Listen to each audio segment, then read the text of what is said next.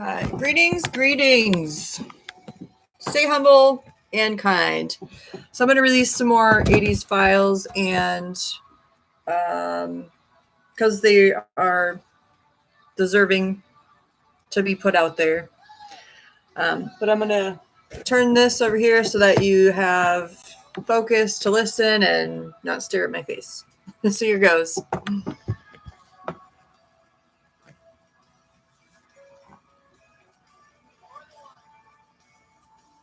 All right, so some of the 80s kids stories are still being told, obviously, and there's real stories of X-Men, not what Hollywood portrays, misportrays. Their stories, the real ones, are worthy of telling, because the Hollywood greedy philanthropists have made billions from using their files to make Hollywood movies and so many things out of.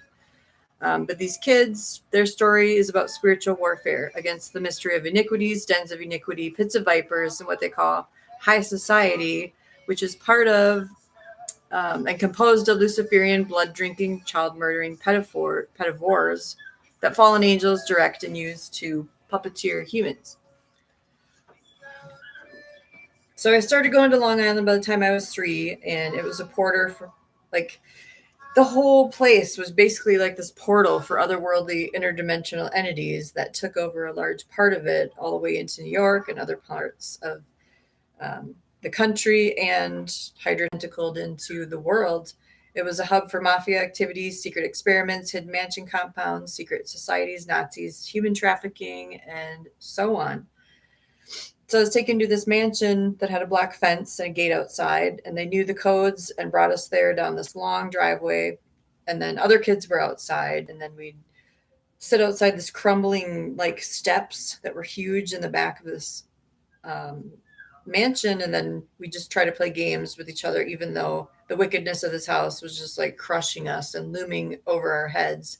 And you could just feel evil oozing out of the sides of this house. So I mean, we even pictured blood flowing out of the mouths of the statues from the wall on the side of the house, because we'd literally be outside hearing the screams going on upstairs from the other kids. So we pictured blood coming out of the mouths of these statues on the side of the house instead of water. And we just saw many spiritual things around this place, and kind of to ward them off, to create a shield around us. So we were taken inside to these, it had marble floors, kind of fancy, but it had this creepy plant, lizard feeling everywhere, tropical, and the smell of lizards was in the air. And then we were taken into a room by this woman who had dark hair, and she ended up just sitting us down in this little fancy room. It had a vanity. She sat us down in front of the vanity, and it didn't have a mirror. So I thought that was weird, but it just had these 2 pictures of a mother and her children, this motherly art that you could look at while she was brushing her hair. And then she dressed us up. And then me and the others were then taken upstairs, and I saw this red carpet wrapped around this white balcony with a skylight that was oddly shaped above it. And because we never knew the shape of that skylight. So then the woman took us into this pink room that had this low bed and large chairs. And then the atmosphere just kind of changed, and 2 very small chairs. She's kind of luring us up there. And then she told me that I needed to change again, and everything started to not make sense. They ended up torturing children in this room after she pretended to be this motherly figure, and she sat down in this big chair, and these 2 little chairs were by her, and she read these books. And we all knew something was off, though, and I didn't want to go anywhere near her, because these places are allurements, enchantments, and virulent satanic opulence just radiates and permeates the atmosphere from these places. They're highly illegal major crime scenes is what they are. So we were taken past this red carpet and red chairs that non-humans sat in front of the doors. And I would walk past this angel painting, and I'd look at her eyes every time I went past her. And then I would pray that the angel would come out of that painting and help me. And she did. So then I was taken into this next creepy room with these small pieces of furniture everywhere. And it also had a vanity. But then there was this picture of a woman with black hair, and then her back was turned in front of the mirror. So we weren't allowed to look at that mirror. And we were forewarned of this and told to look at the corner. So then a man in a suit that pretended to be nice to me that I'd previously met, that I thought was maybe going to take me out of this room. Instead, he laid down on me in this like day couch thing and then held my arms back as I struggled to get away, and then held me down to watch what would happen next. There was this big 4-poster bed, and it had these huge pillars and a marble fenced in area around it. And the bed didn't even seem like a bed. I mean, they had children go up to the bed, and then this dark mother figure literally feasted on them. She would get possessed as what happened. She'd prepare for this ritual, come into the room. She would get the kids to come up on the bed, and then they were literally devoured. She would tear them up and throw out things past the bed's fenced in like area at us. She was like throwing children around in this frenzy. So, and some were so small that they were only as tall as this barrier that was posted around the bed. So I tried to save some, but arms were being held back. The intensity made me split and stay with my handler, and there was blood everywhere. They, of course, cleaned this up, and then the bed opened up, and there was bones put inside. And it wasn't a bed at all, but this feeding, like, burial ground for whatever purposes they had in store later. So the queen bee's sons were waiting in chairs too sometimes for their session, and she was more favorable to them, of course. Like, they could goof around and laugh, whereas we couldn't, or she'd get mad and say that Tanit was going to come, this goddess, and kill us, or we were going to anger her. So she wore this like creepy white nightgown, and her kid's bedroom was just appalling.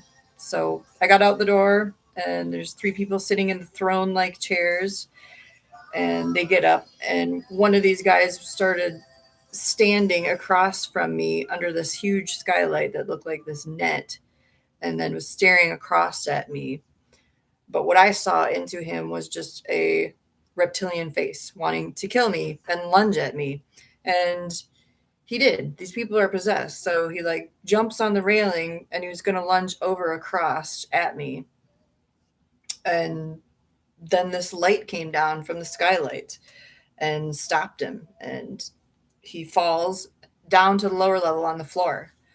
So this woman, Gloria, also made dream boxes for each one of us and worshipped a Phoenician goddess that possessed her in the bed. And she sat in this bed and would channel this entity before she'd attack the children. And this goddess is involved with sacrifices and child prostitution. So basically, after she showed us what would happen, she gave us a choice. You either have to do one or the other, because that's what that goddess required. So, like I said, this angel shows up from the skylight, comes down, takes the reptilian out, down to the lower floor level. He's on the floor, but then we still had 2 to deal with upstairs. So there was a few children left, and we're then taken downstairs afterwards to sit on these like putrid green couches, and this fire was crackling, and these 2 like Titan like statues were there staring at us. And the statues had something to do with mind control too. They were like keeping us in place as we had to sit on the couches. So then the man and the woman that were left come down. They sit on the green couch right across from us, because there was 2, and it would just be this like staring contest, and they like tried to suck our life force and souls out slowly with their eyes. So we were in this like hypnagogic state, staring at the carpet sometimes, just like so exhausted from this staring contest, like we'd want to pass out. So then this woman would take us to this table in the living room, and was like me and two other girls. And then I saw this like green smoke or this entity come out of the wall there in the corner. And Miss V had this bowl of blood in the middle of the table, and she'd chant over it and get us to want to touch it or taste it, but we wouldn't. And then she like put some on her face and was laughing about it. And then we later saw these people, this family, in the dining room, and it was like this red gothic background, red and black, vampiric looking, with the same bowl from the table, and then they were passing it around and drinking it. It was like the scene in The Company of Wolves where the evil people start shape-shifting at the dining hall into werewolves. But their faces were something quite different. Their faces were, and they put their faces on the chairs and on their tapestries, and you could see into their real faces in the spirit. It was like a draconian face, but it had a bunch of spider eyes to it, is what these things look like. So then they made us kneel down on this green chair, and they had this black globe with fallen angels holding it up, and then two angels on the top of it. And they'd like side battle with us and wouldn't let us go until we turned this dial on the globe back to one. Okay, this empire is like an ancient maritime religion. Just like Abramovich, Marina is also another maritime name for another dark mother that we also dealt with. And it all has to do with marine magic. And these are the old Hivites practices of the Bible that they're the same things that the Lord detested. And I believe he sent me into these serpents' pits to destroy their works. He protected my mind, and he put like a veil over me and somehow got me through. So Gloria called this goddess the lady, or she kind of referred to herself as the Lady of Byblos. And she'd like smoke this long black like cigarette holder. She thought she was so elegant, but we knew what she was. Baylot was also called the city mistress, Tanit. We were up against this entity, not just a woman. She was just a meat suit herself, but it's what came into her that we warred with. Isis, Ishtar, Moloch, Astarte, same bitch. Pedo cults using signals and mind control warfare tactics. It goes all the way back to Tyr in the 9th century BCE. And the most important Carthaginian deity, I think that's in Africa, was called Melkort too. So if you think that what we went through no one else ever has, just think again, because God's children fought these people back in the day. Societies of them. I couldn't even imagine walking into like a whole city of these things. Just dealing with her was enough. These entities go way back, and the Lord saved the Israelites from these entities. He sent us here at this time to do the same thing. And I remember hearing God's voice as a child, and he was telling me about it and showing me the future. We were the Davids in the story in the end, he said, not them. And he sent heavenly hosts to fight for us in our wilderness, just like he did his children back then. He'll blot their name out from under heaven and equip you with the veracity and composition and composure to end this fight once and for all and lock the old dragon up in the pit.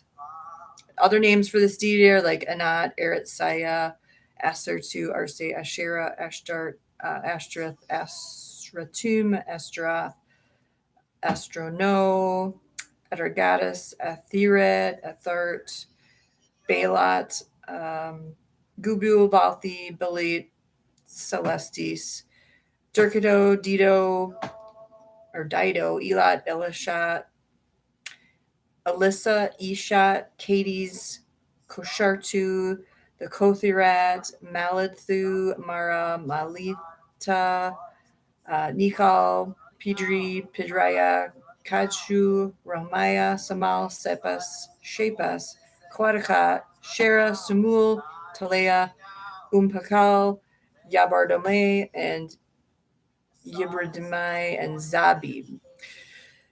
But the name of Yahushua HaMashiach and his blood covers all of them.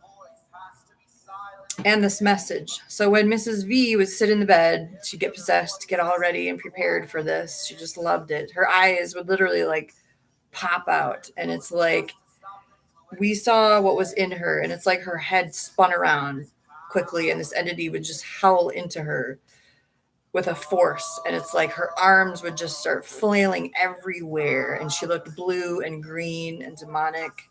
And in the spirit world, you could just hear like this whirling wind around her as she was like trying to grab as many children as she could and devour them. Okay, we could see this monstrous spider looking being wanting to just grab everything and start ripping them apart. It's the most insane thing I have probably ever seen in my life. I mean, if you think India gods or any other gods are good, think again. They're the same spider-like, raging, bloodthirsty, demonic, murderous beings that work through human portals.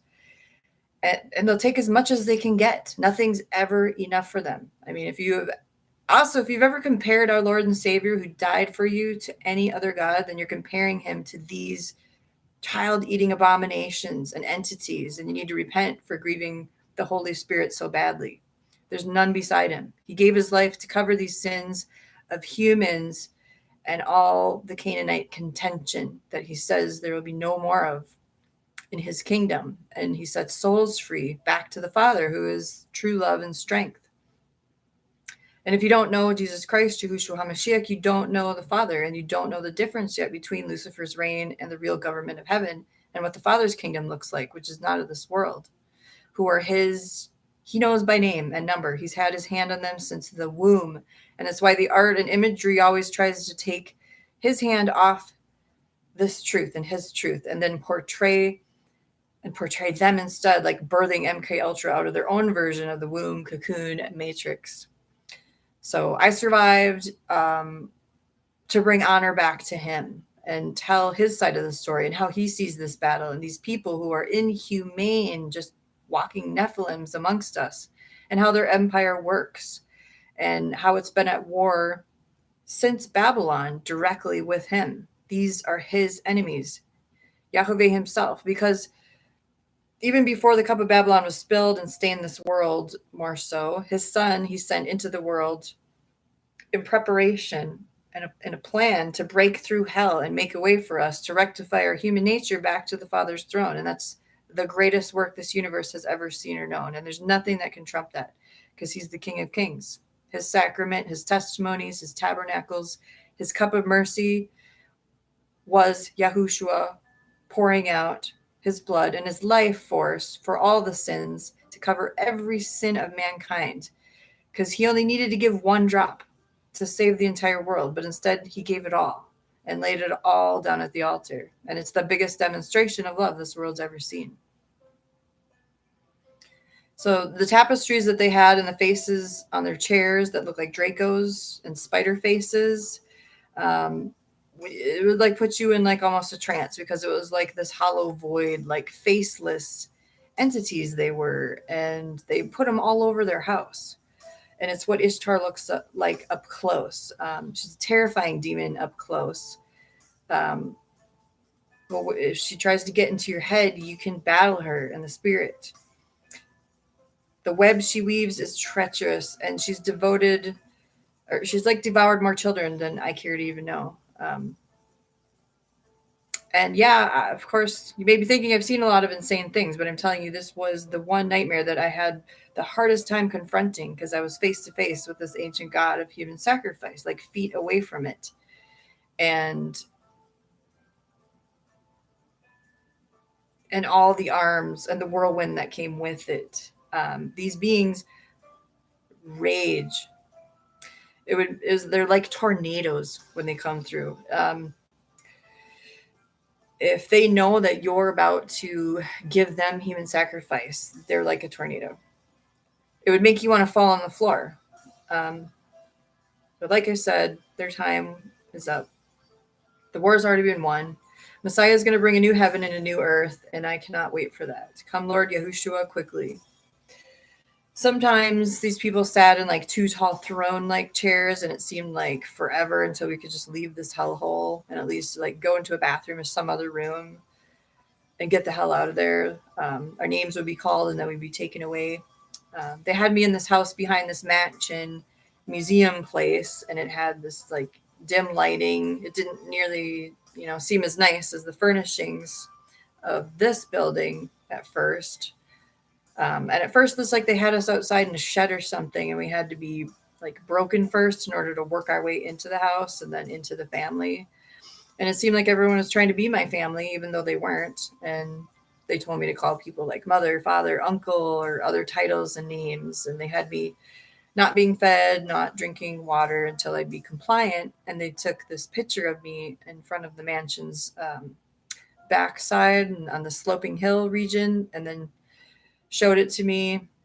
This old man with white hair, this father figure I had acquired. Then he'd tell me that they'd show me this other picture of a different girl that was me, and gave me about 3 pictures to hold on to for my new family, my new life. And I kept like saying back to them in tears, like, that isn't me. That isn't me. Until after days, I just say like, this isn't me. This isn't me. And why they did that, it was like some type of reverse psychological trick to get me to dissociate by continually saying that, so that I wouldn't feel like me at all eventually, and forget my own face, have them create a new identity in me as a slave.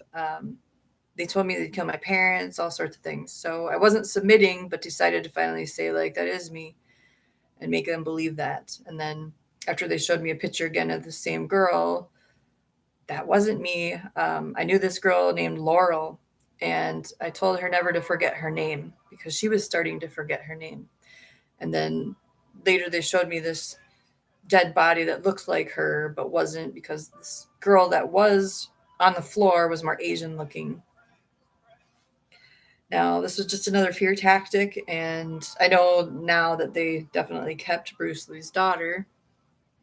These games went on, and then I had supper at the circular table with them. And when I went along with their programming, they played games with me, started teaching me things, training me as my altar started accepting them as family. At first, it's easy to act, but then you actually start forming and believing the altar, because it's a whole system based on lies. And it's easier to believe a lie than to admit a truth eventually. So, I asked if I could have some of the money on the table one day, and they laughed, and then later told me we could go out shopping. So then they started taking me shopping. They tried to get the girls to feel competitive with each other. There was private islands out there, private planes, helicopters. I was up in a helicopter one night. They were enslaving humans was big business on Long Island, and they would cook with me, start instilling false lie-based bonding if I did what they wanted. What they wanted was for me to go back up to the bedroom where the slaughter events would happen, in that bed arena. And then the same guy that held my arms back was up there, and he would sit at this desk with these devices that made no sense. He told me that he was recording, he'd write things, measure things. It was just bullshit. He said, with these instruments that weren't even instruments at all. So he was full of it. They dressed me up in different outfits, put on like different color patterns up on the tapestries to represent different things. They'd have you dance, do all kinds of strange things, testing mental endurance, emotional states, rage, blackouts, how good you could act, anything. Then he would call me by him, and then I'd stand next to him, and then he'd brief me on certain things, and other things he programmed you with, you eventually forget. Then I'd sit outside these rooms in the hallway in what I thought was my uncle's house, and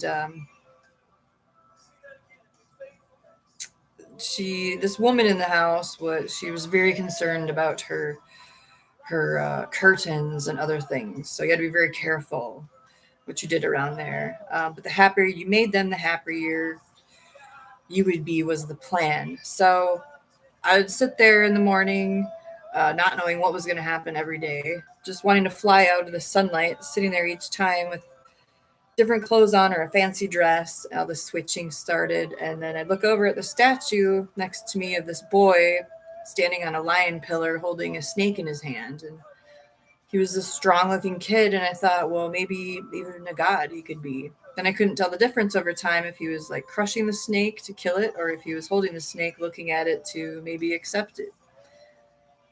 Then the mural behind me was this biblical layout and an older version of his face in there in the scene. So I held on to that thought and outcoming reassuring myself that he was definitely a serpent killer or a lion killer like I was going to be, and he grew to be this strong, righteous man in this Bible looking mural behind me.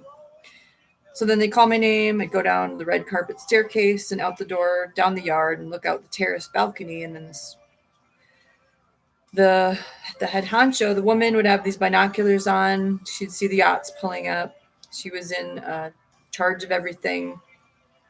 And the old man with white hair that looked like he was a Walking Dead person would act like they were sending it to Disney World or something. And then they wanted to make one of my brothers like a Marlon Brando Godfather-like character. And that was another mansion that was used. And me and the other kids they kept would sit out on the steps.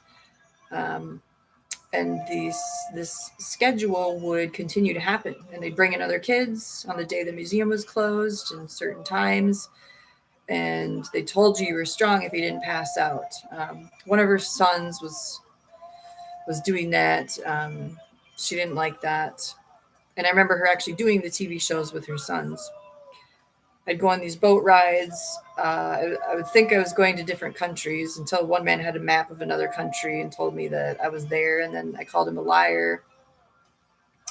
I don't know actually if I was in other countries or how far they would take you, but it seemed like they wanted me to learn about other countries or something. I'm not sure because it seemed like that was kind of important. Another man was psychotic. He almost killed me and was crushing my throat on a boat until I prayed to a heavenly Father that I knew was out there for him to get off me. And then this man was thrown off and like stunned. He was like scared of something because another angel showed up. And I don't know like what came over me or what I said, but I was just standing there and I got brought back to shore right away. And the two handlers I lived with looked at me and would see like what state I was in, what I was like. And then they were angry and they said, they'd never let anyone hurt me again. They were going to make sure that they made an example so I'd know that and then accept them and their psychotic care for me. And then they started like torturing this man and maybe even killed him. I'm not sure, but things seemed to get better over time. And I did have help occasionally because there was one person on a boat that actually was, there were people checking up and spies all over the island. He was praying demons off of me on the boat. And somehow this Christian man got on there. But I stayed at that place for a while and would sit on the steps outside. Like I said, they bring more kids and the kids would disappear. And I'd sit on a bench outside and it looked like I was in Spain. And if they caught me crying, someone would like yell out a window at me or you try to hide it. And these people do everything hidden in plain sight for the most part to avoid plausible deniability. But around 85, 89, I was brought to a place that was called like Worthy of Burns in England. And I made fun of the building at first because it looked not as fancy as I was used to. And I was trying to talk English. And Cass Bolt and Dave Morrow and Miss Mage, I call her, were there. And I was in this dress, white tights, brought inside to this room with two British guys. I was tied to a chair, and the one guy got mad at my attitude and was like running up to me and yelling and telling me I was going to get it. He was telling me it was my birthday, and I told him it wasn't my birthday. They had me in like different clothes. Next thing I knew, me and Miss Mage were tortured on the living room floor while the boys were out in the back doing archery. And then they chose me, I think, for this Red Sonja character because I could wrestle and fight, whereas she was kind of caving in too much. And there's like some rug burns on my leg. And then we went into the back lawn that had this woods that went on quite a ways. And I was walking in the circle with my handler and keywords were said. And he was switching from like butterfly to bear. And I was wondering, like, how am I supposed to be this young proper lady, like these ripped tights and things are going on. It was really confusing me. So then he said that we were looking for a bear, and I thought that a bear was going to come out of the woods. So it was very confusing. And we're switching from walking straight in my dress shoes, like a lady who spoke well, to this bear chasing warrior. One minute they'd have you in a jumpsuit, another minute they'd have you in a totally different outfit. Then they brought this little bear out eventually, and Casbold ended up wrestling it, and we were really impressed with that. And then we were back in the front room, and this guy comes in to instill the secrecy of this place, and he looks like the Terminator character. We thought the Terminator was standing right there in front of us, but this guy was acting more like lethargic and weird though, and he couldn't speak well, and we're kind of not buying it until something happened. His face started like melting off, and he looked like this robot or metallic composition was underneath his skin. And then we got scared. We didn't want this like killer robot killing us in our sleep or something, or going after our families. So then we went along with this next shit show. And this was high and powerful men here that were like diplomats, senators from other countries. Their wives came with them to parties at night. They made drinks. They stayed upstairs while their husbands had this circle of kids in a wine cellar downstairs. And they were like comatose and in just short shorts and t-shirts. And one kid looked like Rink, and he was brought into a room and tied down, his hands and feet on his face down to the bed. And after the old man was done with him, his face turned reptilian. And then I knew that if you would mentally check out too much, you could get possessed by one of these demonic things. So this was like the start of some Conan, Barbarian, Terminator, Viking type of programming transitions. And then they also had this fast craft come and land in the backyard too, like some kind of flash beta test. We went on at super high speeds, or 007. Like, it was mind-racking how fast this thing went. Cass was called Baby Bear that day, and I felt like a well-sealed motherboard processing unit that was just collecting way too much information at this point. And they brought kids in at night. They'd let a bear chase them in the back. And at first I thought the bear was going to be playful or harmless, but I think they actually had an angry bear come out that did kill some of them for sport. And then it got fearful and serious again. And they loved to smash any hope we had of not being their slaves. And they always displayed the gruesome images in our faces of what would happen to us if this or that, whatever, like the cockroaches they are. Then this other mansion had an oculus eye in the ceiling, and it would turn bright red sometimes, most of the time, sometimes purple. They'd have rituals, ceremonies, and rites done in there, and you'd have to look into the eye and get pre-programmed for a mission. But that was later on in our life, and the high tech was there. And this was part of the Cyclops X-Men story too. Then a bus would come, take you out down this long driveway to another destination. And you would be like so incredibly adrenaline amped high. It's like they got us addicted to this adrenaline surge and made us think that we were on top of the world. But I knew that this world was ending at that point, and its hype was lusterless to me then. As my programming started coming undone. And then this Burnworthy place had black fancy cars, Rolls Royces. All of it was worthless in my eyes, though. They said that like we were their chosen warriors, special, just meaning chosen assassins for their families to be trained, lied to, drained, made into toys, because they treat you like toys, personal escorts, actors, slaves, zombified experiments if they want, anything.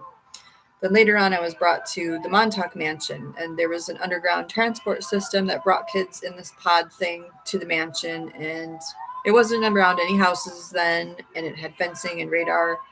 And then this pod would dock in the basement, and then this Nazi dressed in black clothes would receive the children that came out, and they were all in long t-shirts, like blue or gray long t-shirts. That's it. And I was one of them. I was brought up this like banister stairway that was huge, and it looked like everything in this lower part was from the 1930s era. And then we get upstairs, and each child goes into a different room. And I had a room 2 doors down from the staircase on the left, and it was greenish. I don't know. I used to know the number of this room. It might have had 17 in it, but I don't know the name of the Nazi that brought me in there. But I froze, and I was standing there, and I just got angry, and I wouldn't speak, and it looked like I was in a trance, and I wasn't going to move an inch. And he came up to me and said that I had demon eyes, which is ironic because he was the real demon. And he said that my eyes were glowing green almost. And I'm not sure what I was doing, but all I know is that when he tried to force his way with me, something happened and something came out. And I saw like flashes of light in the room, and he was like making fun of you, like taunting you. He brought me to the edge of the bed. I was still frozen, and then pushed him back, and then he motioned for me to like what do you got, like to give him what you had, as if a kid could harm him or something, And then this like spark started flying, and this light came in the room like a flash, like a lightning bolt. And then when he tried to attack my body again, I pushed him back again with all my force, and he hits his head on the side of the dresser and falls to the ground in the corner. So there was a dead Nazi in the corner with blood coming out of his head. And then I went back to the exact same spot where I was stubborn to stand in, and went back into a trance. And I was just standing frozen again, away from the bed, in the same shirt. And then eventually 2 guys come in, and I would just glare at them, wouldn't speak. And then they finally snapped me out of a trance. And I was just staring at him like I was going to attack them too. And then one was mad at first, and then he was going to come and hurt me. And then the other one kind of pushed him back, and then took an interest in me, and couldn't figure out how this happened. So then I was brought back into the basement, and then laid on the steel table. And then they eventually got me to talk. And then at first they laid the dead Nazi's body on another steel table down from me, and they made me go up close to him and look at him and look at his head wound. And I don't know what they were saying, but I was scared to death. I thought they were going to kill me then. And I was strapped onto the table. I eventually said a few words. They got something out of me. Then they started saying, I told them he didn't like my eyes. And then he stares at my eyes and told me that I was going to have to pay. And they didn't like green eyes, but they'd let me live if they could change that, or I could change that. So I was praying in my right state of mind at this time for them not to kill me. And then my eyes were injected, and I felt like I was going to take my last breath. Like, because when I woke up, I was like, am I alive? Am I a zombie? What's going on here? Did they take my brain out? What? Because it was like you're in the basement of Frankenstein's laboratory. But for some reason, I got up, I woke up, and I could see. And then they called me the gray gene after that, since my eyes were gray. From then on. So then I remember telling other kids sometimes about this, but some didn't believe me that they changed my eye color. And then, which is possible. And then they brought me to this garden, and they told me they named it Gray, and that they were going to give me a dog and all this other stuff. I later looked up the eye thing, and Mengele actually did obsess about eye color and took people's eyes out that died from the experiments, and then put them on the wall to stare at them until the technology was perfected 40 years later. So this mansion held more memories, and I had a green bike there. I could only go to the end of the driveway. People were always watching you. The Nazi that changed my eyes had this room underneath this place closer to the railroad tracks, and then he brought me in there, and he had an incinerator or furnace in the room next door, and it was like a steel door, old door, and he'd open the door and let the red fire cast light into the room, and he'd want me to help with the fire. And I'd go into altar eventually because I had to just stand there and or sit in a chair and listen to him be my mentor or something, going off on all this nonsense, and I just agree with him. And he had a red skull on his desk, and I think it was his friend's whose head was cracked open from that green room that I was in, the green door. He had gold, ancient artifacts in there, this red-haired skull. He was wanting our help to find other artifacts, and he was wanting to create this delusional empire, it seemed. And then later in life, I broke free from this Nazi programming, thank God. And I was taken to this mansion called the Eagle's Nest, and it was this great Gatsby-looking mansion, windmill houses, yacht clubs, golf clubs, what I called the candy cane mansion at first, these estates, castles, and many future X-Men concepts and art came from these mansions. So some of these places, had 20-acre compounds, gated fences, walls, and tunnels under them, private helicopters and planes is just an underground system as well as how they function above ground. And they later in life left a couple of us in this brown house in the woods with some toilet paper and food.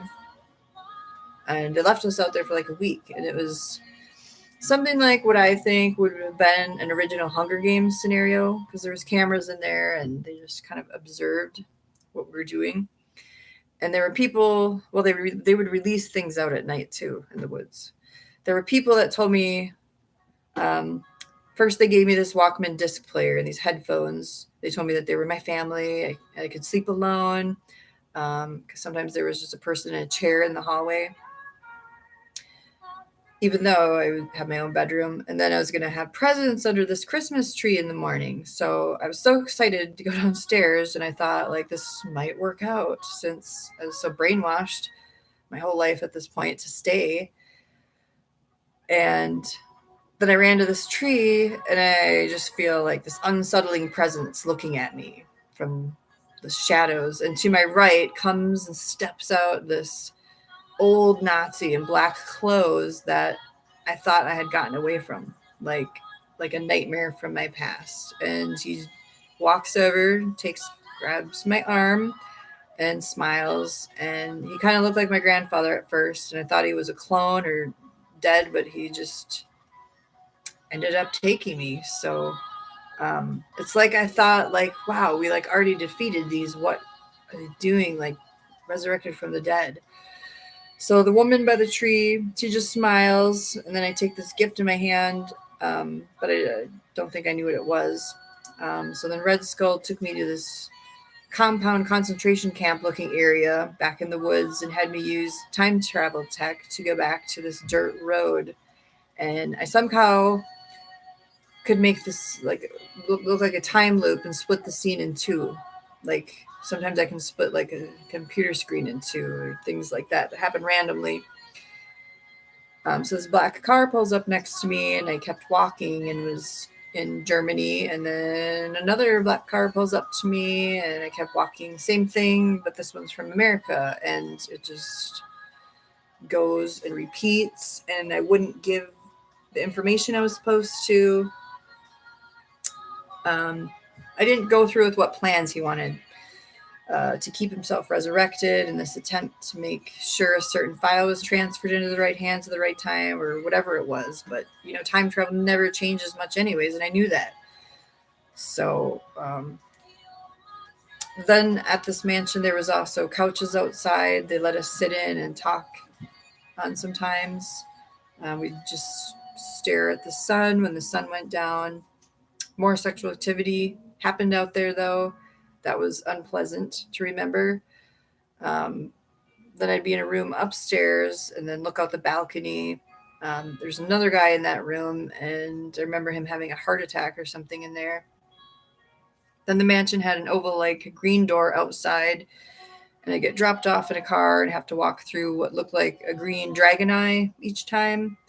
The only good thing was the trees there. It was like a better version of the green door than the Nazi training green door at Montauk, or the green door of the dead Nazi memory that I avoided even going past that door for years. I wouldn't even step up there. There also was this biggest quartz crystal.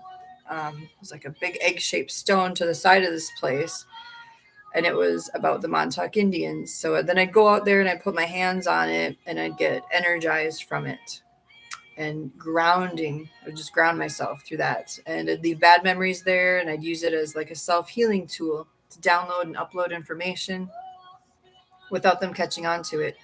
So I'd recharge my battery in the sun out there, and then fall back into this fantasy island life. And then they knew what I was doing, and then they didn't want me to go near that rock anymore. It just kind of seemed like I was living in the past for a while there too, and I had memories come back of me also like being in my real mother's car with her driving because she didn't like my dad's shortcuts, and then this truck coming down this country road on a hill, and then it was an old car and like 8-track, or the radio would go berserk, and then I'd feel static, and I would feel like this walk-in experience was going to happen soon, and then she started having a seizure and lost control of the steering wheel. And at this time they also wanted me, it seemed like, to want to kill my mother for some reason, like the actress in Red Sonja kills this queen to become stronger than any dominant figure in your life. So they would test those boundaries. And I remember being brought also into this transport vehicle that was, I was strapped down like this, it looked like a long station wagon or this van with 2 guys that were standing beside me. And then I had this band over my head, a nylon suit on, a couple chains, and then they drug you heavily. The Luciferians or CIA was also dosing me pretty heavy at this point. And I was taken to a place I called the Med Mansion. It was short for something else. It had cobblestone driveway, these black shutters, and this walkway, and like these little beautiful waterfalls with blue lights around them. And we thought we were going to this pool party all the time. You'd get dropped off there. I would stay at the end of the driveway and just hesitate going up there for some reason. And I know why now, because they dosed us with this female cattle hormone, and the scenery would start going weird. Then a guy would come over to you, give you a drink. Miss Mage, who was usually with me, was on another lawn chair by me. They take advantage of you. Then I realized they changed it the next time this happened, and instead of the cattle hormone, it felt like a steroid, because if you guys I didn't like the looks of came over to me, and this guy in the suit was standing over to my left, and he like kind of like gives me a nod and then steps back, and it's like I end up attacking all of them purposely, and then he gives me a weapon even at some point. So then I was just shaking. They literally had to chase me down this hallway because I was like screaming, and if I got into a rage, it was uncontrollable.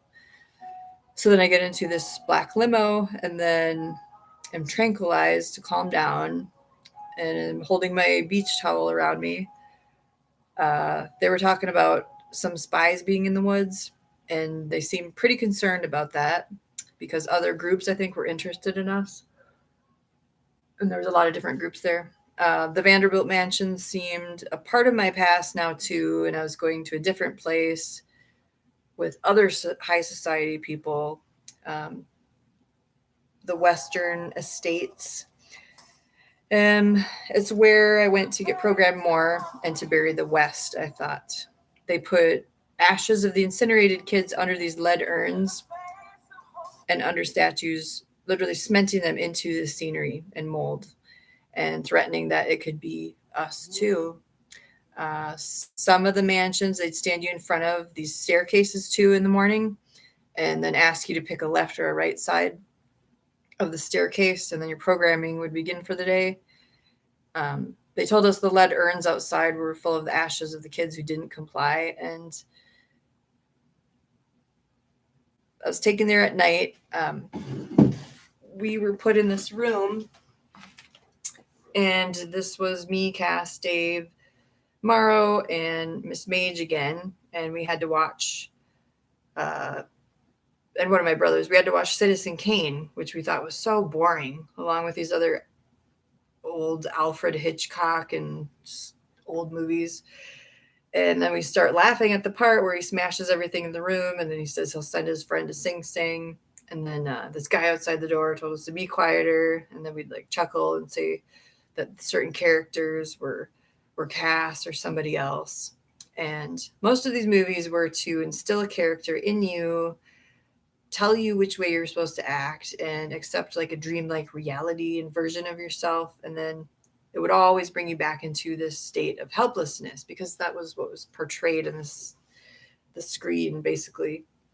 So many of these movies would portray mind control, especially ones with Audrey Hepburn. And I started acting like her in Alter, and that's what they wanted. Puppets that they could turn on or off, shut on or off. I thought Dave, me, and Cass could, like, in my mind, I thought we could take these guys out outside the door easily, but then we knew we'd have to deal with dogs outside, other security measures, and the thought of being killed brought us back into submission usually. And then we'd come to the conclusion usually like, well, let's just not do that. So then we heard someone whistling coming down the stairs, and there must have been an event there that night, and we felt a very bad presence. So we knew at this point who would kill kids and who wouldn't. So it was like dealing with the lesser of the two evils usually, because they choke kids to death usually. This man was decrepit, and we called him Mr. Burns. And to have some type of memory association and not forget the Burns mansion, I think, and his ugly face that went along with it. And then I said softly, like, here comes Igor. And then they start laughing. But he sticks his head in the door and was pleased to see us. He talked really weird. We didn't want him to pick any of us to go with him, because he was one of the unpredictable ones. Like, he always had a wild card up his sleeve. We were their pets in their minds. They were entertained by us and obsessed. So they kept us and invested time in us. Like, we were their talent, and they thought they owned us. We were so programmed, especially at this state, that we thought the place was ours sometimes, and that the money and everything was literally ours, and that they had bank accounts for us and stuff, and we were going to live this great life. And they told us lies constantly that gave us false hope and a false sense of security. So I was brought there from the time I was little, and I could have, they'd have certain paths that my handler would take me on in the gardens. And I mean, it's like hedge mazes and acres of gardens. And I'd recognize certain visual cues, certain statues, stop and start points, scenery, what we'd talk about, what I'd have to say. He'd bring me to a bench, and certain benches we'd sit on. He'd make me see things that weren't there, like come pet this rabbit, or disassociate your mind and then do something else, and then bring you into other places. He'd bring me to this cottage, and there was an artist in there. There was about 3 different artists, and that was also part of the programming. And this person would ask me questions, and it was like a studio. They'd make paintings and sculptures and then have you pose. Later in life, it was a, how do I put it? It was an art studio for fracturing, using your personal home belongings that they had stolen from you. Later in life, I remembered how long they'd been doing this to me, and that I was taken on a walk by a handler. And then I strolled through this magical and mesmerizing garden, or what I thought was in my mind. Then I'd stop at a point before this little pond and long steps. And this other guy would come around the corner like a stranger. I thought he was a stranger. And he'd ask me a question, and like out of the blue, like, where'd you come from? And then if I answered right, I'd continue walking with the handler. And if I answered wrong, then the other guy would strangle me over this wooden post fence. And then I'd go down steps by the water and think that there was an alligator in the water, and have my head drowned in there for a while. And this makes you more vulnerable and dependent on your handler, who then acts like he saves you, and then you continue walking. We'd stop at sphinxes, and we talk about mother for some reason. One time they had me and my brother in a pool house for days. They had him outside talking to two reptilians, because I could always see in the spirit and I could just see what they were, even if they looked human. And I was just like staring at him thinking like, what an idiot. Because he was wearing like this pink polo sweater thrown over his shoulders, very out of character, thrown over his shirt and acting like the snotty know-it-all with glasses that they had him studying books and doing all these things. And then they'd have to get done. And then I'd see him outside again and he'd be in like shorts and a tank top. They told us to write in these journals, to write songs. They used our creativity against us even. We were like the show for them that they made movies out of. Cruel Intentions was one of them. And there was a couple other kids there too. There was cameras, of course, recording everything in this pool room. And then I'd look over and occasionally and like see my brother in like a bathrobe with slippers and a smoking pipe. The handler would come in and trigger your altars relentlessly. It's like this was a game for them or something, or a bet for them. They recorded all these conversations about maybe, I don't know how many altars they triggered, and bets that we had made with each other, with our own altars, and how our altars would work against each other, whose altar would win, etc. Our altars were just like speaking and being tripped constantly throughout the day to each other. It was some fucked up game that they came up with. And then you'd kill the altar that won. Because at that time, I was getting picked up in these cars and been introduced to Coke at these parties because I thought that it gave me courage. And another part of me was talking about God. So it was very conflicting. And they, I guess, wanted to know why. And our altars were arguing a lot, and it was really crazy. And in Infinite Sunshine of the Spotless Mind, it shows a bit of this too, where she's playing tapes of things spoken and then not remembered, and then the guy does the same thing. It's kind of like that. And then we change our hair color all the time too. So then they, after this, had some like fake church people brought me into this church, and then I thought I was going to be okay, like enjoy the service and get a breath of fresh air until the end. These two guys that brought me there sat next to me, and the way their hands went, I knew something was bad was going to happen. So they end up like, I'm running outside of this church. They drug me outside past the side of this church. It was Saint something, into this brick Montauk looking building in the back of it. So then I end up fighting them off. And for some reason I grabbed a paint can, a spray paint can that was in there. And I scribbled some marks on the side of the building quick. Cause I've been there last year and my markings are all over the building still at Montauk. And then I looked up and I saw this like triple rainbow just come out of nowhere. And it stretched across the sky above this church. And it was like the happiest moment of my life there. And I said something like, eternal, this is the eternal sunshine of the spotless mind, or as I was standing there. So then later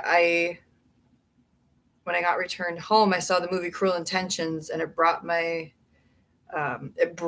programming completely. And it helped me tremendously, because then when I went back there, I was standing outside and telling this Baron guy what he was doing, how he was making movies out of us, exposing him, telling him off, telling these people how sick they were. And then I was like, started witnessing to them. It was like 4 people standing outside. And I like looked up to the sky and I threw my arms up and I'm like, I accept Jesus Christ as my Lord and Savior, because I didn't know his real name then, Yahushua. And then I also said, like, in the name of Jesus Christ, you won't kill me, and I'll remember everything anyways. And then I told them to go to hell, and how disgusting they were, and how nobody in their right mind would ever have sex with these people. And then the old Baron looks at me and he says, like, well, you're powerful, but not that powerful. And then I just get like zapped like a bug. Like, this tool that they had is like it's like a taser, but it's a mind taser. So I got mind phased. And it's feels like little barbed wires are going across your forehead, and then you just see white. Sometimes it would just they would do that, and then they'd make you think it was a dream or something until you got called back again, because they would tell you like how long they were going to keep you, what they were going to do. Nothing you can do about it. So they hoarded our intellectual property vaults and flaunted them in our faces on big screens, making sure that we thought no one else would ever believe us and that we were the crazy ones. But and then they programmed me from a child by the sculptors and artists, and it made me think that they would take fragments or my whole soul or spirit and then put them into these statues. So when they'd bring out different art shows, specifically for us, it would trigger this past trauma because you knew these artists from the time we were little, this past trauma, this past programming or memory, and it would kick in, making you go into like a panic mode. Or you'd go stand by a certain statue, and then they'd use weird stuff against us like that, because our manipulated childhood minds, they knew everything about, and we believed everything at first. And they built layers upon this and what we believed. So it created an invisible fence by the whole time we were more powerful. The whole time we were actually more powerful than them, and still are. Otherwise, they wouldn't have tried so hard to subdue us all those years and make us think we were working our way to the top or something. Because there's no prize at the top to be won in this game, just death. And the reality check of meeting the face of death over and over again, like the Grim Reaper's scythe just waiting for you, gleaming in their faces and reflecting off everything they do. They're a death cult. There's a path that seems right to man, but its way leads to death. And then this mansion had a room behind a bathroom. And then one of the old men that I had to call Lord or Baron was taking me there, and he had this back green room, and then I had to act a certain way, and it was just insane because he even took me to his estate that starts with a K in New York, and I would like think I was Audrey Hepburn in some like old ridiculous car with him while he went inside. And then if he brought me into this estate, I'd have to stare at the edge of a table or a rug. And then one time he left me out in the car. And I like woke up for some reason, I thought I was in this like beautiful place. And I realized looking at the building and everything that how demonic it looked actually. He had hung people upstairs. And this estate was green and putrid outside and inside. These lords and barons, they have nothing to do with real Hebraic origins of the God of Abraham, Isaac, and Jacob. Just because they may have taken on those names does not make them children of the Most High. They represent absolutely nothing that has to do with gospel covenants or the nature of the Most High, because they don't know him. They're as far from him as the east is from the west. They're reprobates. They can contort the word Zionism all they want, but I don't use that word in reference to that because it's misappropriated. Yes, children know the difference. And of the imposters and the pretenders that have the fake thrones of this world and their domination and control at their disposal, I mean, they think humans are also at their disposal. That's Lucifer's way. That's not Yah's way. They're nothing in his sight, though. They're just pieces of debris floating in empty space, just like the spider-like Draco faces that just seem to like be totally empty. They represented the void. Then he'd come back in the car. He'd say he had to put me to sleep. This bathroom room was devastating because I'd be bathed in there. I'd be like sitting in a chair that was really low to the floor. And then he'd come in and say the same things each time. And then I'd always say like, oh, there's a door behind this chair every time, because there was another door.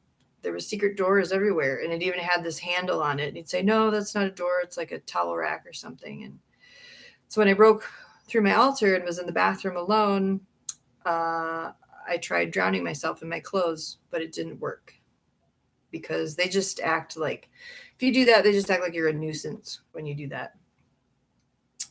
Then we'd go downstairs and we'd have dinner, and I'd ask how mother or father were doing, because there were these old paintings on the walls, and we'd go through this bizarre scenario of table talk. And then I'd eventually like be cognizant and have to act, which was the worst part when I was in my right state of mind, knowing that he was going to trigger me each time, continuing to act so you could be on cue, and having to look them in the eye when you were not an altar and not shake because of it, because these people are monsters. And when you look at their eyes, and then he'd walk me past these rooms, and there was mannequins in the rooms, and then we'd stop and say hi to the rest of the family, and what I thought was family anyways. And then he like pulled some Jedi mind trick on you and literally made you think, since I was a kid, that the mannequins were talking to you. And it's like you could hear the echo in your mind, and they would look closely at you to make sure that you believed that. And then when one of these mannequins didn't answer back, or like a real person would walk by you or interrupt it, it sometimes broke programming, and then you'd have to like play act and wave goodbye to these mannequins and then leave. One time this woman interrupted, and he like quickly interjects and says like, oh, not today. Like one of the mannequins wasn't going to talk back to me or wasn't feeling well or something. Okay, this is Project Mannequin. I know it sounds bizarre, but it's the truth. I mean, they took us to museums and did their programming there, or on days when no one was there, keeping it somewhat open to the public's eye and scrutiny, but discreet enough to be workable and functionable, especially by night. And then we'd get lost in like these seas of statues that our psyches got programmed into over the years, just like Citizen Kane collected all statues. And then we collected a lifetime of them and became them, like we were frozen in time and hollowed out. Eventually, like the mannequins, until they could clone you or usurp your last life force. It's your souls that you were fighting for inside. And then we'd become their permanent collections eventually, or collector's items. And I'd find a moment when I knew my friends were not in altar, because if you told someone the truth when they were in altar or like ready to go on a mission, it could be dangerous because they could turn on you. So when they'd come to, like, you would know it and then get your chance, your window of opportunity to talk to that person. And then I told this one guy not to talk to the mannequins, and he like looks at me like I'm crazy at first, but then he got it. Because one day also I was brought out to the back balcony and just stood there and froze, and there was like an umbrella corporation programming going on, and the statue of a woman with a black veil over her eyes was there, and there's a black umbrella like they use in Gotham too, and this man in a top hat. And so I was cued by this Lord guy and then could walk over to the other side of the porch, but I was scared of these statues for psychological reasons that are hard to explain, as well as the mannequin nightmare dreamscapes they would continually present you with. And you'd have to walk into them, like placing yourself in these scenarios, because they were all over the mansions. And then we were taken on this back lawn and they programmed someone into the past or present or future through these life-size people statues that were like positioned in the yards like they were all having a party. And then we go up to each one with their handler, and there was even statues way over by the water, like 100 statues. These people are just insane. And then another memory is being taken to Lake Ranakwanda, which is the X-Men lake. And it was the 4th of July, and I had this red dress on, and I was told when the fireworks happened to go up to the star tower that looked kind of like a lighthouse, and I did, and it was all dark. And then this man comes out of the shadows up there, and he looked just like Nikola Tesla. And there was purple light in that tower that happened, and I was standing in the middle for some reason, but the memory is pretty blurry. And then falling back in and out of programming, I got stronger. And then one day after the whole garden stroll thing, I gave the family members a piece of my mind. And not everyone in these families are bad. Like one person there like looked at me like they were crying out for help. But for the most part, most are involved in the debauchery and vileness and these dens of filth and iniquity. And then we were taken into this big place, and I just looked out on this landscape and these hills, and I thought like, wow, they built more. And I couldn't believe they named it that. This satanic blood drinking empire was growing. And it looked like a horror movie to me. And we'd go to the bee mansion and I'd see the lions at the end of the driveway. I'd get pictures of it in my head, like going back in time to when it was built, and it would flash in my head. And even the lions, like, to me, looked apprehensive about being there. Like, I'm not so sure about this. And they'd let us go outside in the parking lot areas, and left this huge red cauldron of blood out there once. And it was supposed to allure us into looking into it or touching it like they tried to do before, and then we stayed away from it. And I walked these rocky walls, and then we just try to speak positive to one another and overcome any urges to participate in their activity or go near that cauldron.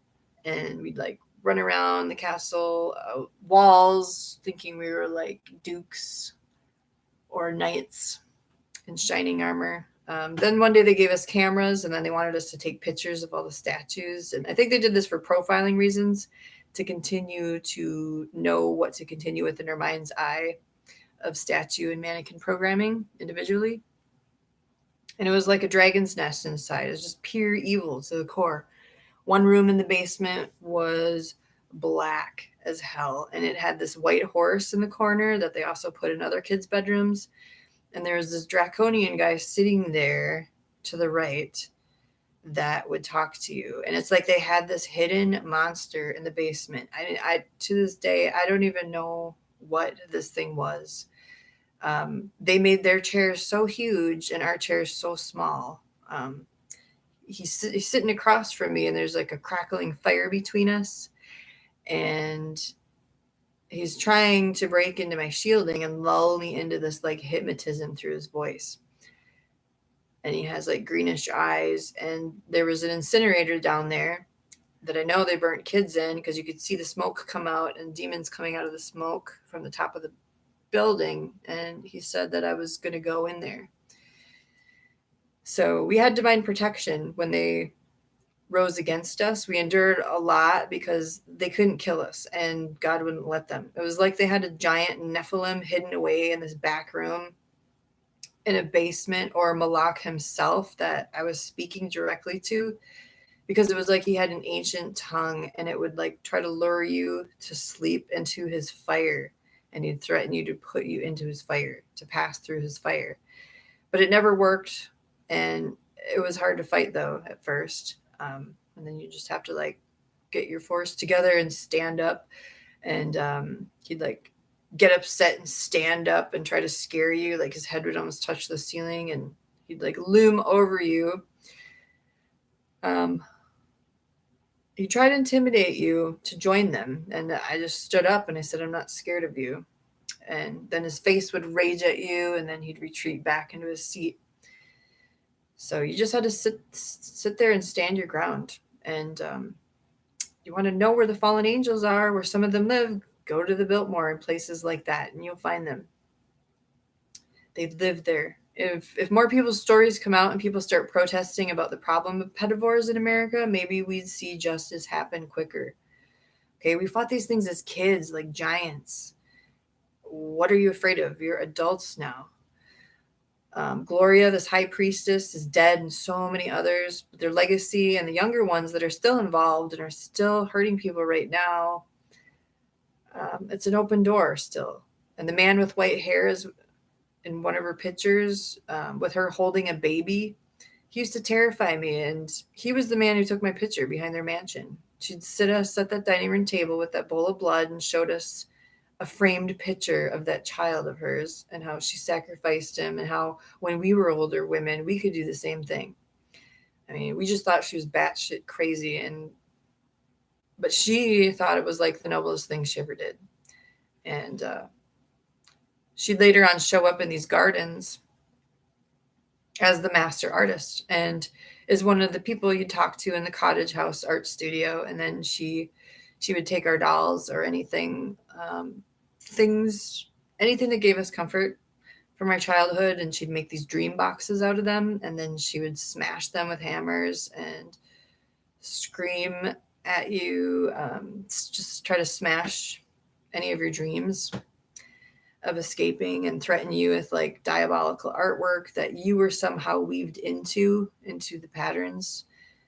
And she was the artist designer startup of the Podesta artwork collection. And she'd like show up in the garden with this like yellow sun hat on, and I'd see her yellow eyes that looked to me like alligator eyes. She was proud of her necklaces that she made from children's bones, and I called her the alligator lady or the crocodile face because her face was contorted and it was like leathery, and her eyes were glossed over and stone-like. And then later, when they brought me to the grand hall, it was like their favorite place. It was like going to this grand hall of cackling, lunatic-like alligator people. I mean, dressed up in stupid outfits. It's the only way I can describe it. When I went back there and got my mind straight before I was taken off the island, I had a word with Miss Gloria, and it's full of black sunshine herself. She viciously and verbally attacked me, so this guy I was with that took me there like had to hold me back because I wanted to kill her. And I went and I looked into the rooms again, the crime scenes. I realized all the games they played. How in my mind it seemed like things were like melting off the walls and stuff, but it just came more into reality of what actually happened there. Things that they had spoken over me. I went back there and confronted my fears. It wasn't as terrifying as what I remembered, but simply works of pathetic, disgusting human beings that are possessed. And they like to make places for their diabolical workings into museums now that are on display, which is a lot of what's around Montauk. So you can disregard any fantasy notion of X-Men living in fancy mansions because they were cared for, and outcasts that saved the world on like these important missions, because all the money they made off of us, how all their operations work on all their lies, it will be what covers them in hell. And my family is the body of Christ, and I've always known that. And I'm sealed in his house. I never accepted their stupid goddesses. Truth originates from the Father, and it's the only truth in the universe. We have one timeline. Time travel is really not what you think it is. We have one chance here to get our lives right. They can peer into places, teleport limitedly, and create some artificial wormholes, but our reality here, what we do with our one life, is as real as it gets. And we work out our own timeline and our own life for in our salvation with fear and trembling, because Yah is above all of it. And he showed me the end and their demise already, and what's going to happen to these places. He's going to come down and smash them all. God will cover these people in their wickedness forever, like the maggots they are. There are special places in hell for different types of people, for sorcerers, for this type of person, for that. And then they are literally covered and buried in their sin. And I have closure in that. And I know that that is his justice. It's the highest justice there is. And every seed that they sowed will be what they reap. And that's more punishment than what I could ever meet out here on earth. So I will agree with the Father. God saved my life more times than I can even count. I mean, there's no reason why I should be alive except by his grace. I remember praying and sleeping on a bed on the floor at first during the yacht trafficking, and how he'd fill me up with the Spirit if I talked to him, and he'd heal me, come into my body and heal me when I slept, and speak to me and tell me what to do. And, you know, they may shift or move operations to different buildings, but they leave a trail and evidence. There's no work done in darkness that goes uncovered or unseen. They had all these rooms full of mannequins. Each room has a mental trigger or a code or a cue that you'd get pre-programmed into each time that someone talked to you. The dining area was like gigantic. We'd have to go down and sit in red chairs, a banquet hall until your name was called up, like a briefing banquet. And then these mannequins with fancy clothes on, like meant like you were in their graces. You got to go to their parties. You got to stay with them for a day and have entertainment in their grand halls. The mother of this place was showing me like this feathered dress one day that I was supposed to wear. And then I had to like stare off into the distance all glassy eyed and not engage with her until it was okay. They like circle you like vultures. Then this other room had mannequins. Like a female would stand there. Then she had an urn-like container and a guy with no head. What they hold, what their hands do are important. This meant that whoever they paired was going to kill each other or another person or a guy in a certain mission. Even the missions they sent you on, they had cover stories for. So when I tried to tell the other kids, because God was waking me up more and more, but I had to exercise trust in him each time, and he showed me the way out.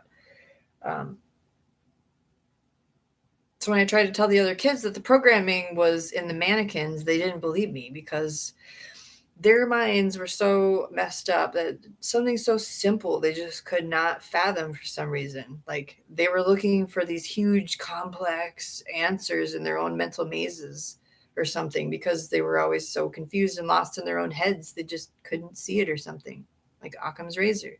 And it just really pissed me off that I couldn't reach most in the end, because what happens?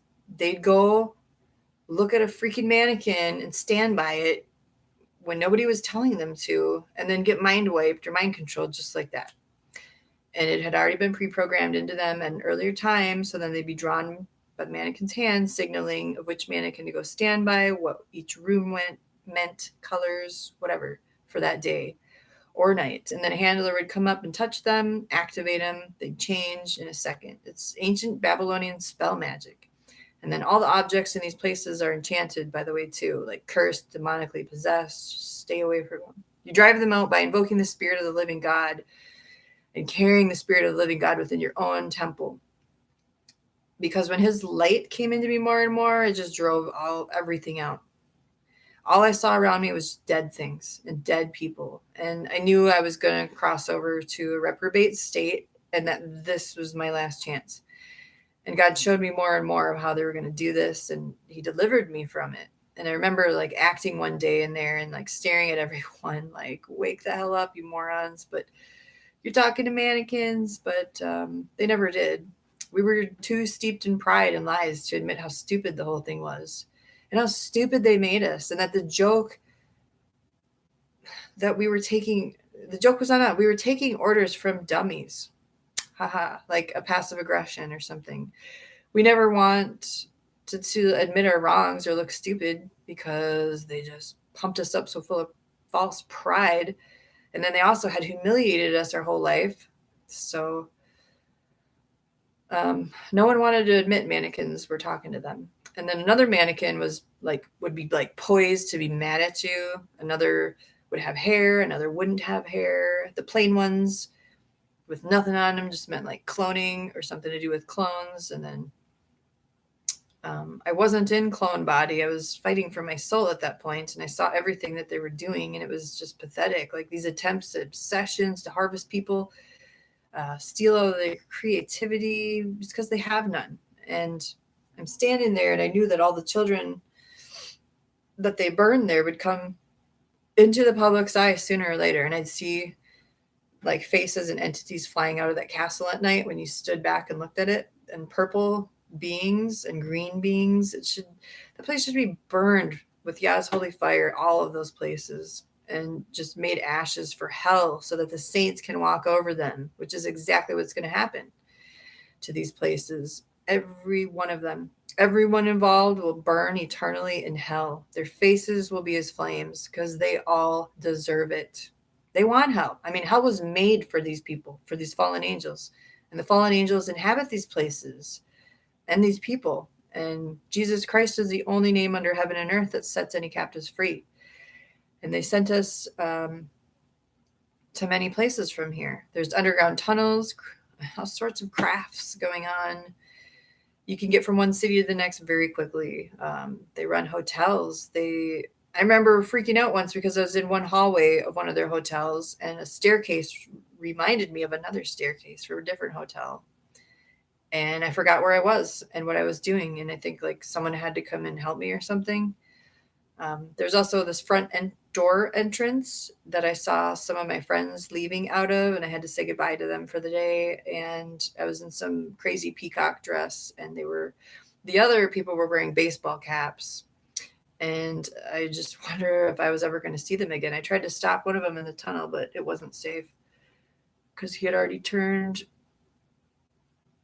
Like, they had people doing all the dirty work for them. They didn't realize all of the dirty work that they were out doing that day. And then I was standing next to this mannequin in a top hat and a suit by a piano that Cass had went right to that day before. So I knew that he was still in their graces. And the hands of the mannequins all meant something, mental cues, what they were holding, telling you where to go. The whole entire place is just ridiculous vampires that need to be blowtorched. I ended up, it's like an anthill. Just you got to blowtorch them out. I ended up leaving with, blow up their tunnels. I ended up leaving with this other group of individuals who got me off the islands and let me tell my story. And I wrote my story to them. It was too dangerous to tell back then because of certain power plays and power structures. But they told me the right time would come up and it would be dealt with, which is now. And it's like I felt kind of like I went into this witness protection of sorts. And then I went back to the Vanderbilt mansion and I just called it the worst crime scene I'd ever seen. And like I said, confronted my fears. I was just full of anger and I told them to burn it down, but these guys were like, no, we can't do that. And then I went back to the crystal at the Montauk Mansion, said a prayer over it, like somehow I was releasing or paying homage in this, because I called it the memorial stone, and we would stand around it and say it was the memorial stone for all the kids that they killed because they didn't have a gravestone. So it was like I was releasing the spirits of the dead children and all the information that was stored in there for the last time. And the people at this mansion knew that I wanted to leave, and I even plotted a plan with another boy there. We'd go out, we watch the train schedules, play some ball, pretend that we were doing that, and then we'd try to like sync a time when another train would come by, and it just wasn't adding up. We had clocks on, watches, and everything. So then we kind of gave up on that. And then I would sit over on this other bench that was away from the mansion, and I'd go there and I'd sit and I'd talk to God and get answers. And I had a Bible with me, and I opened up, I read this passage because I was pretty sad at that point. And it says, I was cognizant at the time, I confessed my sins. I felt like my heart was being torn out from this other dark mother I remembered as Gloria, who read us books. All my programming was unraveling. I remembered how she would read us books as children before she'd go on these Tanit possessed rampages and go insane. And so I was just feeling low in spirit. And then I asked God to be there at that moment to lift me up. I read Ezekiel 13:22, and it says, I will also tear off your veils and deliver my people from your hands, so that they will no longer be prey in your hands. Then you will know that I am the Lord, because you have disheartened the righteous with your lies, even though I have caused them no grief, and because you have encouraged the wicked not to turn from their evil ways to save their lives. Therefore, you will no longer see false visions or practice divination. I'll deliver my people from your hands. Then you will know that I am the Lord. So that passage just jumped out at me. And where he says, you have made them sad, whereas I, the Lord, have not made you sad, just it hit me pretty hard. And I realized that he'd never once let me down or made me sad, but only gave me real power and my real spirit. And I lifted my eyes up, and then there was this bright light and a yellowish, whitish light, and an angel was standing there in front of me for a moment, smiling at me, and I was healed instantaneously. He took all the sorrow away and did what his word said in that exact scripture, which is saying, hey, I never made you sad, and I just took away all your sadness again.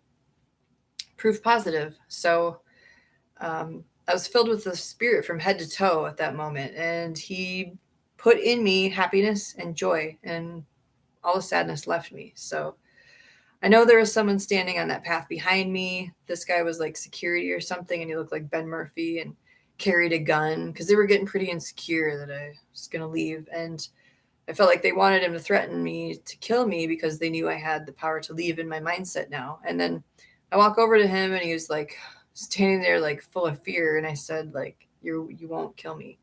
And then I gave him some encouraging words, and he was kind of shocked. Like, I don't think he saw the full angel's body and face like I did, and the glory that opened up there in that moment in the sky, but he was shaken from something, and I think it changed him after that. So when I got in the car, after retracing my past and putting that whole maze back together, having closure with certain places, I felt free. Sometimes panic would come back, like thinking like the big bad Illuminati bosses, men were going to come get me. These people brought me into an assurance and a calmness, though, and I was told me it was a false-based entrapment illusory system, and I was kind of like outside that fence now for good. But after that, I got like unstable, like in a moment, because no one was telling me what to do or giving me commands. My mind was kind of falling apart. It felt after that for a while, like kind of like a suicidal train wreck. So eventually I had to pray again for any happiness and joy to come back in me. They did some techniques, and I was asking them to erase my memories and any painful memories. And that happened, but then they never resurfaced until the appropriate time to tell the rest of the strange island story, and in a way that I could process it rationally and responsibly. And anyone who's in service or leadership, government, military, anyone can be a prayer intercessor. They should do it now more than ever against specifically the mystery of iniquities, human trafficking, and crimes against humanity, because it's still here. It's going on right now. They take people's lives away. These people aren't above the law. Just because they're possessed by fallen angels doesn't mean you should fear them either. It means you should get right with the Lord of hosts, get equipped in the spirit to battle them, and spiritual warfare with them to take them down until the day of their judgment. We war against principalities, rulers in high places, dominions, thrones, all of that. Things that nest in the stars. Okay, kids stood up to these monsters, and you can too. People can handle more than what they think if they mentally prepare themselves for it and then put on the spiritual armor of Ephesians 6. I mean, kids don't disappear. They get taken by something. The devil's here. He seeks to steal everything, to kill everything, to destroy everything. And he'll relentlessly do it until he chips away at every fiber of your being, making you one of his own. Ted Gunderson of the FBI, so many others that have spoken out against these atrocities. It's just not enough to speak out against them. We have to stand as an army defending life, raising up a standard of righteousness, pushing a way back against it, defending children's lives, and defending what's good in this world. Or we failed as a society, and the country will come under harsh judgment soon, and our enemies will take us over. If there's not repentance from sea to shining sea, if the bloodshed on the soil isn't dealt with soon and repented of, it's going to be bad. If you've been a victim of black projects, you may have been a victim of trafficking too, and are just too scared to admit it. But when you do, you know that you're here to witness for the rest of your life against it and raise up a standard against it, because you have the ability to help people, to overthrow it, to render it powerless in this land, to cut off its head. I mean, it starts here, and then that will affect the rest of the world, what happens here. Because people are being trafficked off Lake Superior, all kinds of places right now. It seems like it's getting worse. Like, even though we've had many, many victories, a child is experiencing what I went through right now. And like, the least you can do is lift up your voice and pray. And you'd be surprised in just doing that, because one child, an angel may be dispatched out to find that one child and save that and rescue that child because of it. And let somebody see them, find them, and notice them, to bring just one back. Or prayer may be answered and a law enforcement office would find some of these places, or whoever, who knows? I mean, miracles happen daily, and it's Proof positive of faith. Their kingdom's short. God's kingdom is eternal. He'll avenge the innocents in one breath, he said. One breath.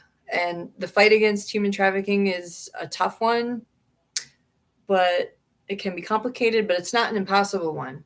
People just don't want to touch it. And I don't want to contaminate anyone's memories, but if you were a Montauk kid, you may have gotten picked in this trafficking business since it was prevalent out there. And if you were, then speak up, and it should compel you even more to join the cause of human trafficking, because they're the ones who are afraid, not us. They were afraid of what we'd do to them if the chains fell off us, because Christ gave us the power and authority to send them to where they belong.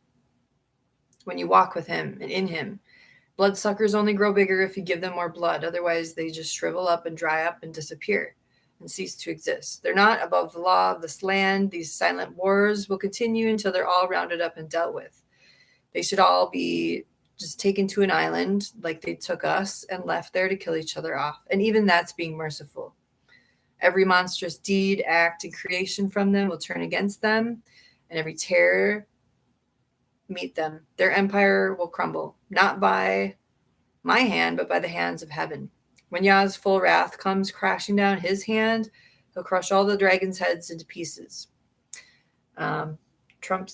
Trump's team is still doing a great job, and all other people who want to get America back on track and who have a genuine love for this country, any patriots, Q, rogue operators, people with intel, the cartels, and all of it have gotten away with this stuff for way too long. And with the right resources and intentions, I believe there'll be some real waymakers and game changers in this field. And what we're up against still, along with demon crushers, demon stompers, like the special elite forces coming out against these pet of wars.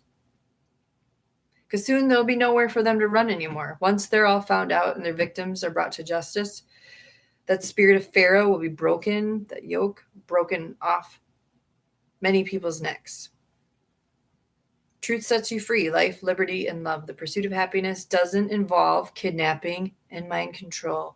Anyone who thinks it does is a worthless human being, if they're even human anymore.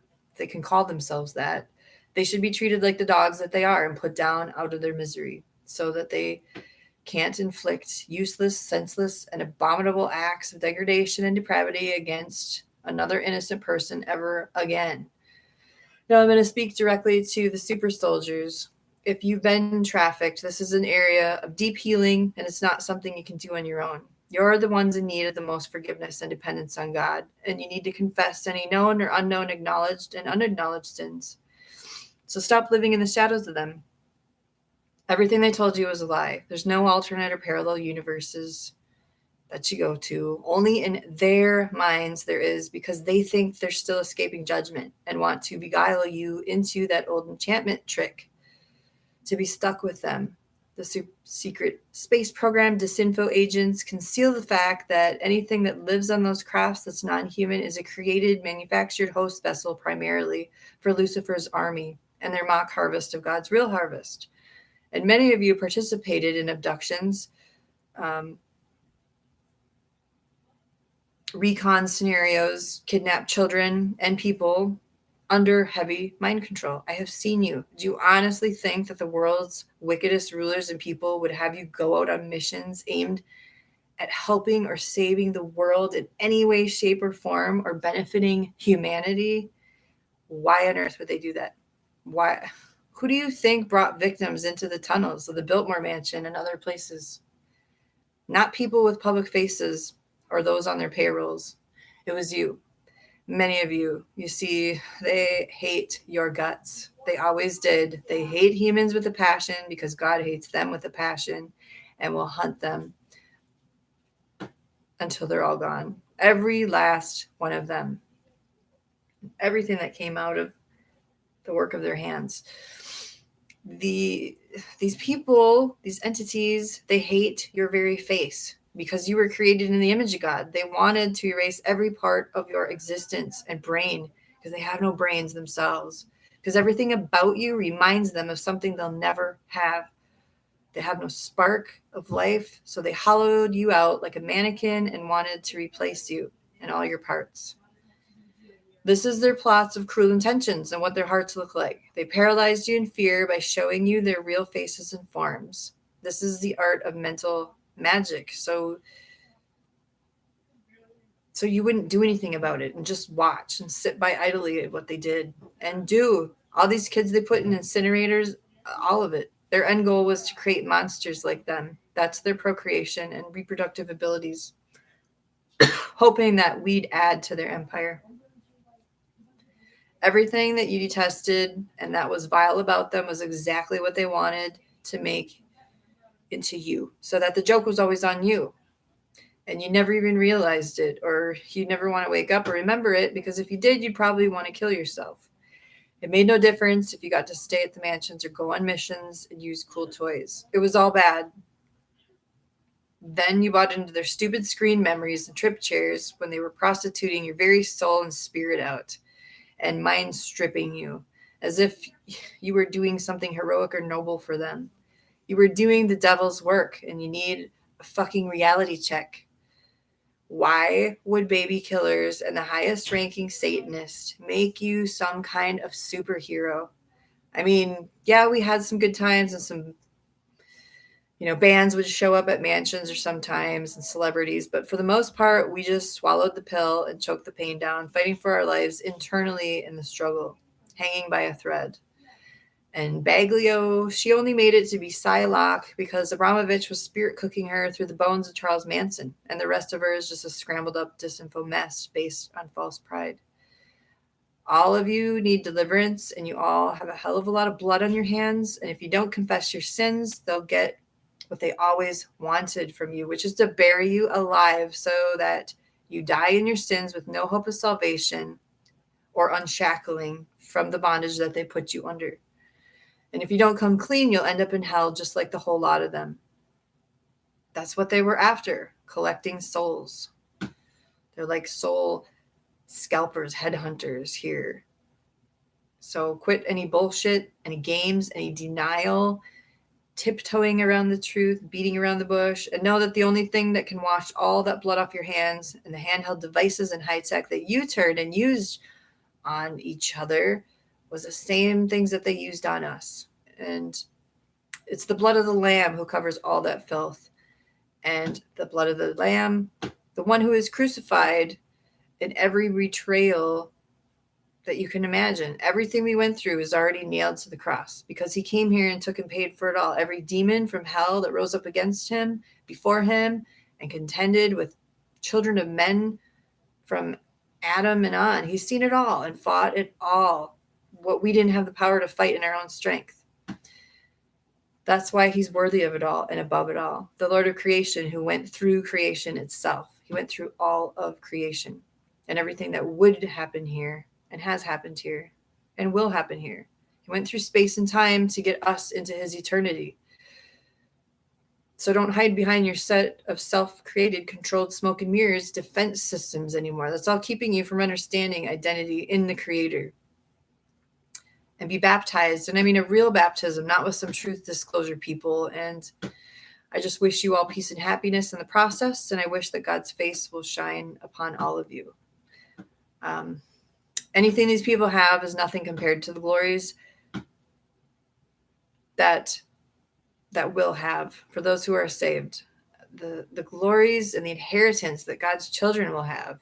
I have treasures and mansions stored up for me in heaven that are beyond their wildest imaginations, that are pearly white and spotless. And when I become a new creature and am born again, that old self was destroyed. When you follow Yahushua HaMashiach of Nazareth, you escape the death of this world, because this world will kill you and drag you down. It's a world full of death, and I've seen my fair share of it, and their faces, where they live and how they operate. And now I'm being shown life and the beauty and relearning the way back into the kingdom of light and the contrast and difference between the two. We will all give an accounting for everything we've done or didn't do. And what's the dividing line on that? And where do we stand? Well, I stand for the will of heaven and to do a great work. And those who have a heart for saving innocent lives, widening their work and muting Satan instead of him muting us and making you into a mindless mannequin. And I wish full healing and peace and joy to come to any within the sound of my hearing who've been involved with these things, to come out and be clean and find the Messiah. May he who makes peace upon the heights make peace upon us. Adon Olam, the master of the world, who has always ruled and always will. Adon Olam, Asher Molach, Baterem, Kol Yitzur, Nivra, Layate, Nasa, Bekefso, Kol Azel, Aziai, Melech Shemo, Nikra, Acharei, Kichler, Hakol Levado, Yimlach, Nora, Vehu Haya, Vehu Hove, Vehu Yihe, Beit Fara, Vehu Echad, Vein, Shenyai, Leham Shilo, Leha Bira, Bele Reshit, Bele Taklit, Velo Heoz, Beha Misra, Behu Ali, Vecheyai, Goalai, Vetsurin, Kevli, Vitz Zara, Behu Neesai, Umanos, Limenas, Kosi Beyom, Ekra, Beado, Afkid, Bruchai, Biais, Ishan, Veoira, Vaim, Ruchai, Geviati, Adonai, Li, Velo, Ira. Amen.